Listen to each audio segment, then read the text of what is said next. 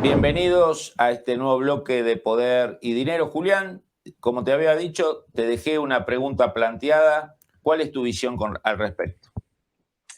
Bueno, mira, obviamente que una retirada parcial incluso de Rusia, de Siria, sí, claro que eleva un poco la presencia de Irán, obviamente, porque hoy en día Siria está bajo gobierno ruso-iraní compartido.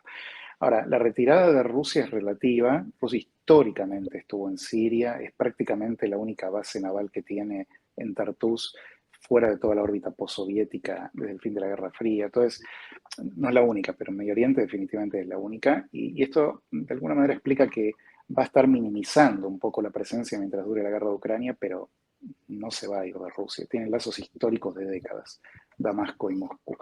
Pero sí, claramente esto refuerza un poco el papel de Irán y también hay que considerar otro actor que si bien no está en el terreno en Siria, está pesando fuerte en Medio Oriente, que es China, ¿no? Hay que Exacto. recordar que un poco este acercamiento de Arabia Saudita a Irán fue bajo mediación de China. El retorno un poco de Siria a la Liga Árabe tiene que ver también con algún empuje de este eje de potencias grandes o medias antioccidentales y el rearmado de un esquema de geopolítica de Medio Oriente. Entonces, lamentablemente acá lo que vemos sí es el reascenso de Irán en la política regional de manera muy, muy adversa a los intereses de Israel, de Estados Unidos y del mundo libre en general.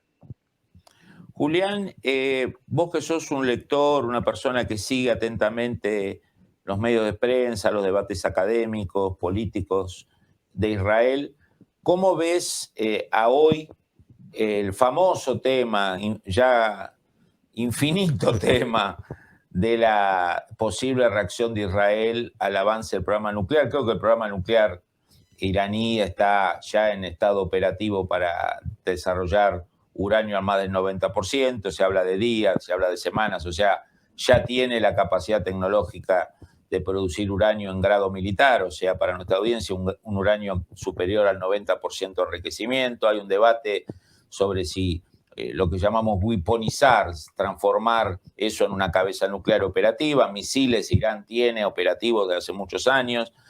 Israel cíclicamente, algún ministro, algún general, algún miembro de la inteligencia sale avisando que va a haber un ataque. Ya llevamos más de 10 años de esta larga novela. ¿En qué capítulo estamos de esa larga serie? Está muy bien. No sé decirte en qué capítulo estamos porque, como bien decís, las advertencias son históricas, también son reales. Lo que pasa es que lo que se calibra en realidad la advertencia es, por un lado, inducir a Occidente a que diplomáticamente contenga de manera real el avance nuclear Exacto. iraní, y en caso de que esto falle es una amenaza a Irán de que no prospere en este camino porque va a ser atacada. Pasa que la decisión del ataque es una decisión importante con Muy difícil. consecuencias muy grandes. En consecuencia ahí es donde se ve lo que parece ser una alarma de Pedro y el Lobo que no termina de concretarse. Pero como señalas al principio de tu pregunta o planteo, efectivamente Irán ha avanzado. Ya es claro que está a más del 90% de enriquecimiento de uranio, cuando según el acuerdo nuclear no podía pasarse de aproximadamente el 3,8%. Estamos hablando de un Exactamente. 90, donde además la progresión es completamente exponencial, no es lineal, donde ya ir del 90 al 100 es mucho más fácil que haber pasado del 5 al Totalmente. 15, por ejemplo. Entonces, ya está, Irán ya puede armar armas nucleares. Lo que falta ver es si las puede transportar y si va a tomar la decisión.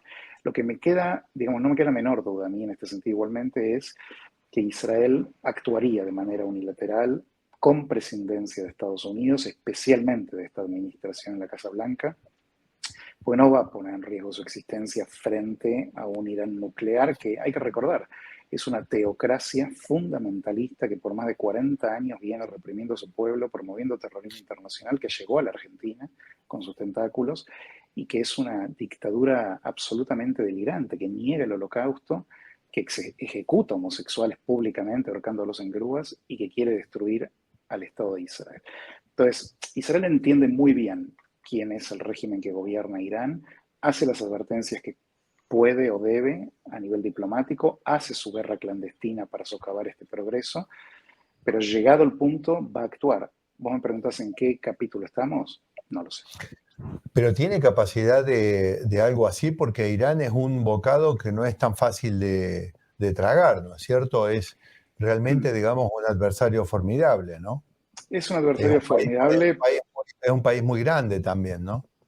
Sí, pero acá hay que ver cómo define Israel el objetivo. Para decapitar al régimen, Israel está sobrecapacitado. Si quiere atacar Teherán digamos, incapacitar al gobierno iraní, lo puede hacer. El tema de las instalaciones nucleares es un poco más delicado porque están bajo tierra, esparcidas, ocultas, protegidas por misiles tierra-aire. Y además Irán, como señalás militarmente, está en una posición muy superior a la que estaba en Siria e Irak en el pasado, cuando Israel atacó sus instalaciones nucleares. Pero bueno, ahí tenemos precedentes que también son indicativos de que líneas rojas Israel realmente cumple. Así que bueno, hay que ver, Irán calibra esto ahí también. dijiste una palabra que es línea roja, ¿no? Durante mucho tiempo, y lo hemos hablado ya de hace mucho tiempo, la línea roja era el uranio a más del 90%. Bueno, esa línea se pasó. Ahora la nueva línea es que esa capacidad se transforme en una cabeza de guerra operativa. Vos verías ahora que hay caminamos unos metros más y ahora hay una nueva línea roja, digamos. Así es. Sí, porque yo creo que lo que Israel, a ver, yo imagino, ¿no? Que el estamento militar tiene la verdadera línea roja y el estamento político va calibrando qué puede y qué no puede hacer en el mundo real, ¿no? Porque entienden que una guerra contra Irán, bueno, tiene dimensiones impensadas. Primeramente, para ubicarnos un poco, Hezbollah tiene 150.000 cohetes que pueden, o misiles, de hecho, que cubren todo el territorio israelí. 150.000 en un territorio de Israel es del tamaño de la provincia de Tucumán, para que nos ubiquemos. Con que pase el 10% son 15.000 misiles que impactan. Exactamente, en una población de 9 millones, con una superficie muy pequeña, donde tenés la central atómica de Dimona, que es pública, se sabe dónde está, una planta química en Haifa, también sobre la superficie, y población civil muy concentrada en el triángulo Tel Aviv, Haifa, Jerusalén. ¿No? Hay como el 80% de la capacidad industrial y 70% de la población israelita concentrada ahí, básicamente. Entonces, esto por un lado, tenés a Gaza, tenés al Líbano y tenés a Siria. Es decir, acá Irán armó una estrategia donde la respuesta de este lado puede ser muy grave y ni que hablar desde Irán. Entonces, Israel entiende que sería una situación realmente delicada y que además, bueno, podría obligar a Israel. Israel sí tiene armamento nuclear, tiene esta capacidad cualitativa superior Operativa, respecto de Irán, que Irán también la conoce. Ojo, Irán también la conoce. Irán también hace su cálculo de hasta dónde, porque el régimen no quiere morir. Bueno, tengan en cuenta lo siguiente. En general, cuando Hamas, Jihad Islámica atacan, el estamento militar es el que queda expuesto a la respuesta israelí, pero los líderes políticos están en otros países en general. ¿No? En este momento los de Jihad Islámica están en Líbano y Siria. Entonces, al régimen le interesa sobrevivir. No le importará su pueblo, pero sí la supervivencia propia. Ya con una guerra tan abierta con Irán, bueno, ya entra en juego todo.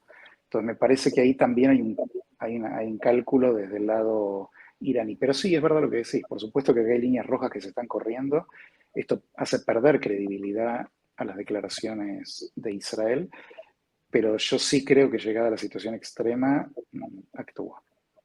Julián, el año pasado la administración Biden apoyó activamente el regreso de Lula da Silva al poder en Brasil, una postura muy contraria a Bolsonaro, entre otros motivos porque era amigo, tenía un buen vínculo con Trump, un argumento un poco lábil para hacer un apoyo estratégico a un país como es Brasil, de la importancia de Brasil. Y Lula, Lula 3, parece que no es el que estaba esperando Biden, ¿no? Hay varias señales, digamos, se lo nota muy pro-chino, se lo nota confuso, para usar una palabra moderada con respecto a quién tiene la culpa de la guerra Ucrania-Rusia, los pone como culpable a los dos en el mismo nivel, como poner Polonia y Alemania en el 39 en paridad de condiciones. Pero recientemente se agregó algo más en la diplomacia del gobierno de Lula, que es criticar a la ONU porque en los 40 creó Israel, pero no creó un Estado palestino. Una cosa bastante insólita para una diplomacia tan sofisticada como la de Brasil. ¿Cómo se vio eso en Israel? ¿O no hubo repercusión? ¿Cómo lo viste vos? Bueno, mira, Lula vino recargado, claramente, decidido a poner todas las fichas, toda la carne en el asador, como se dice, porque es inexplicable el radicalismo que ha tomado en este sentido en política internacional.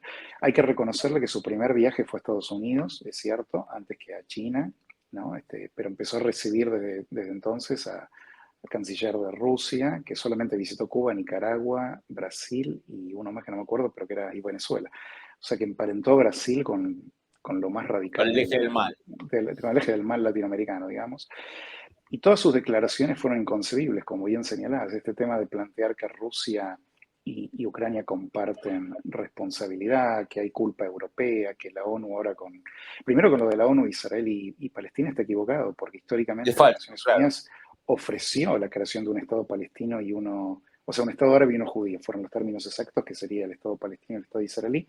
Los israelíes aceptaron eso, los palestinos árabes no, y lanzaron una guerra de exterminio que perdieron. Y de ahí en más se inicia el conflicto palestino-israelí desde la creación de Israel. Entonces, Julián, agarrar un libro de historia le vendría bien a Lula. me parece que historia de secundaria no la está leyendo Itamaraty o no se la dejan leer. Julián, se nos acaba el tiempo, te queremos agradecer tu tiempo, tu análisis. Muchas gracias, Julián. Gracias, Julián. Dios mediante, gracias a ustedes.